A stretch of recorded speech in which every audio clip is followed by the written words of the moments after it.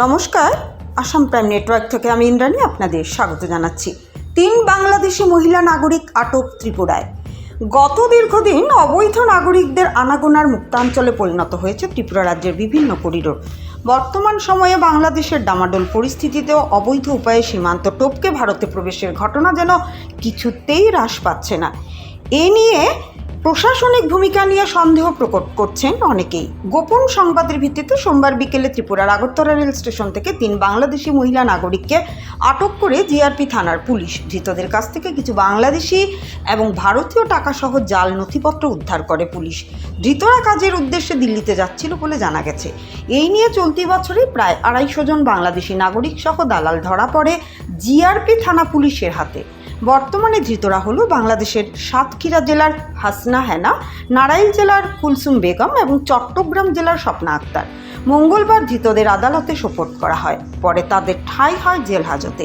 এ মর্মে জিআরপি থানার পুলিশ আধিকারিক জানান, ধৃত হাসনা হেনা একজন বাংলাদেশি টাউট। আগে সে দিল্লিতে থেকেছে। কুলসুম বেগম এবং স্বপ্না আক্তারকে কাজের জন্য দিল্লি নিয়ে যাওয়ার পরিকল্পনা ছিল হাসনার। ভানুচন্দ্রের report, Assam prime network. Actually গতকালকে আমরা দুপুরবেলা আমাদের আগরতলা রেল স্টেশন থেকে 3 জন বিডি ন্যাশনালকে গ্রেপ্তার করা হয়।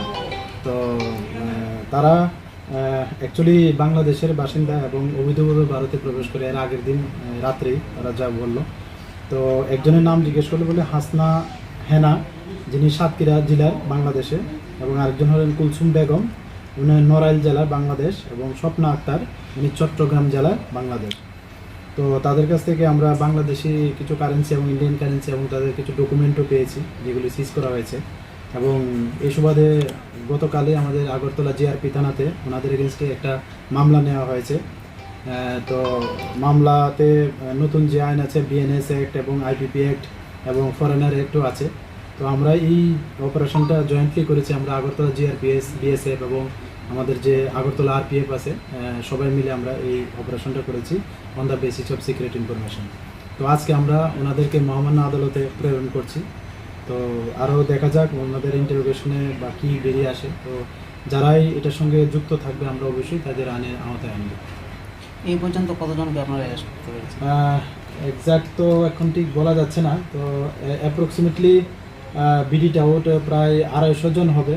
তো এদের মধ্যে আবার ইন্ডিয়ান টাউটও আছে এবং বাংলাদেশি টাউটও আছে, যা এই ইন্ডিয়ান টাউট এবং বাংলাদেশের টাউট মিলে প্রায় 50 জনের মতো হবে, বা এর বেশি হতে পারে আর কি। তো এখানের মধ্যে একজন যিনি আছেন হাসনা হেনা, উনিও টাউট হিসেবে কাজ করেন। উনিও আগেও মানে দিল্লিতে থেকেছেন। তো আজকেও তাদের যে ডেস্টিনেশন যে বলছে দিল্লিতে যাওয়ার জন্য আর কি।